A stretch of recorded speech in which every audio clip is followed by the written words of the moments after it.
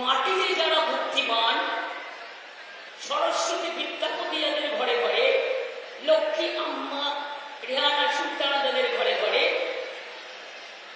কত চার্চ আছে এখানে, কত ফাদার আছে, আমি চিনি সবাইকে। তাদের আমার চিন্তার কি আছে? চিন্তা করার কোনো কারণ নেই।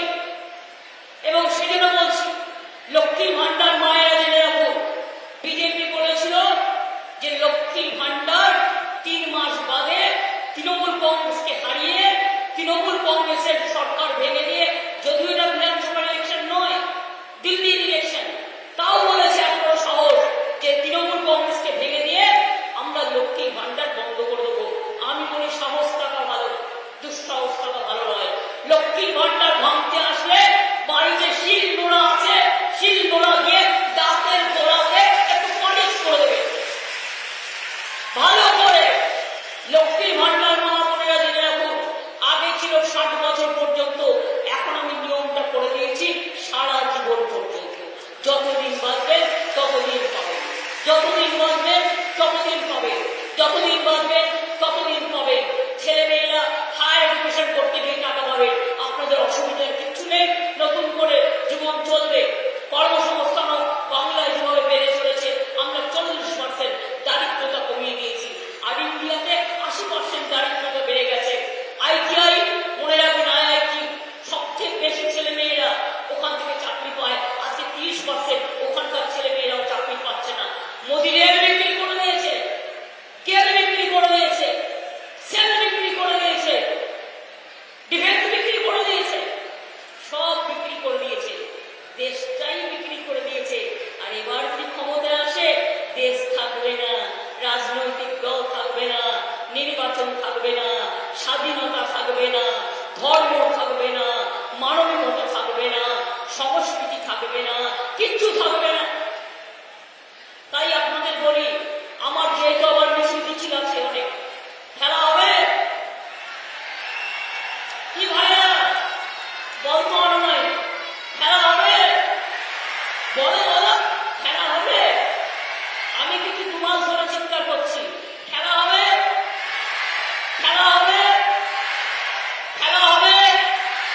ওই একদম লাস্টের দিকে যারা দাঁড়িয়ে আছেন, খেলা হবে, মা বোনরা খেলা হবে, সামনে যারা বসে আছেন খেলা হবে, পেছনে যারা বসে আছেন খেলা হবে, মধ্যে যারা বসে আছেন খেলা হবে, দুপাশে যারা বসে আছেন খেলা হবে। হিন্দু মুসলিমের সম্প্রীতি হবে, আমাদের সংস্কৃতি বেঁচে থাকবে। বলুন, জিততে হবে, জিততে হবে, জিততে হবে। বিজেপি দেশটাকে চুরি করে নিয়েছে, লুট করে নিয়েছে, তাই সারা ভারতবর্ষ বলছে अली गली में चोर है, भाजपा चोर है, अली गली में चोर है, बीजेपी चोर है। মনে রাখবেন, বাংলা না থাকলে দেশ স্বাধীন হতো না। আর আজকে বাংলা আছে বলেই আগামী দিন ইন্ডিয়া জোটের নেতৃত্বে সরকার আমরা গঠন করে দেব। তাই মনে রাখবেন, ভোট কাটাকাটি দয়া করে করবেন না। ভোট কাটাকাটি করতে গেলে বিজেপির লাভ হবে, এই সেরকম সেই লাভে, কিন্তু বিজেপি সিটটা জিতে যেতে পারে, তাতে আপনাদের সবারই ক্ষতি হবে, আমাদের সবারই ক্ষতি হবে। আপনাদের তাই আমি বলবো, খেলা হবে তো, লড়াই হবে তো, লড়তে হবে তো, উন্নয়ন হবে তো, সর্বধর্ম হবে তো, ভোটটা হবে তো। আমাদের প্রার্থী সাইনি খুব কর্মসূচে, আগেও মিমিকে আপনারা ভোট দিয়েছিলেন, কিন্তু মিমি একটু বেশি ব্যস্ত হয়ে পড়ে চলচ্চিত্রে। আমরা শাওনিকে দিয়েছি, শাওনি কোমর কষে, কোমরে কাপড় বেঁধে লড়াই করার মেয়ে, ওর সাথে টক্কর দেওয়ার মতো ক্ষমতা বিজেপি সিপিএম কংগ্রেস কারো নেই। ও লড়বে এবং লড়াই করে জিতবে। আর আপনারা মনে রাখবেন, আমি সবসময় মনে করি, আমি যাদবপুর থেকে যেদিন প্রথম নির্বাচিত হয়েছিলাম, আমার জীবনে এই বাড়িপুরটা ছিল আমার ঘর, সোনারপুরটা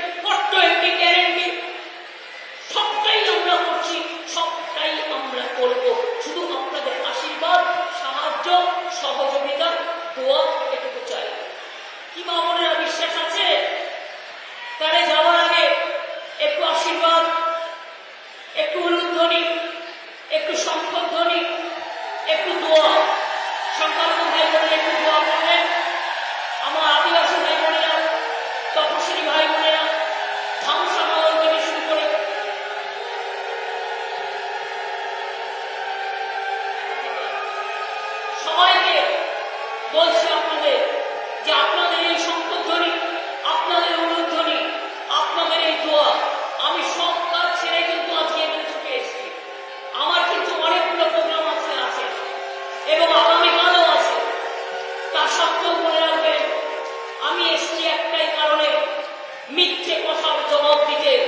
যতগুলো কথা মোদীবাবু এখানে বলে গেলেন, একটাও সত্য নয়, সম্পূর্ণটা মিথ্যে, মিথ্যে, মিথ্যে। আর এনিবডি ক্যান চ্যালেঞ্জ মি, আমি ওপেন চ্যালেঞ্জ করে গেলাম। আমি তো বলেছিলাম একটা প্রেস হোক না, ওই শিখিয়ে দেওয়া কোয়েশ্চেন আর শিখিয়ে দেওয়া উত্তর নয়। আপনিও থাকবেন, আমিও থাকবো, সাথে জন্ম থাকবে। আমি দেখবো আপনার বলার কত জোর, আপনার মিথ্যে কথা বলার কত জোর, আর আমার সত্য কথা বলার কত জোর। এটা আমি আপনার সামনে প্রমাণ করিয়ে দেব। তাই চোরাদের আর ভোট নয়, লুফিনাদের আর ভোট নয়, পকেট মারিদের আর ভোট নয়। আর যে সিপিএম বড় বড় কথা বলছে, 34 বছর চিট ফান্ডের ভেতর, চিট ফান্ড নিয়েছিল কে? CPM party. খুন করেছিল কে? CPM party. 34 বছর ধরে একটি কাজ করেনি। আজকে দেখুন বাংলা কত এগিয়ে গেছে। গর্ব হয় না দেখে? গর্ব হয়? যদি গর্ব হয় তাহলে বলুন, আমাদের প্রার্থী ছাউনি, ওর ভোটার ইভিএম নাম আছে 3 নম্বরে, 1, 2, 3, ছাউনিকে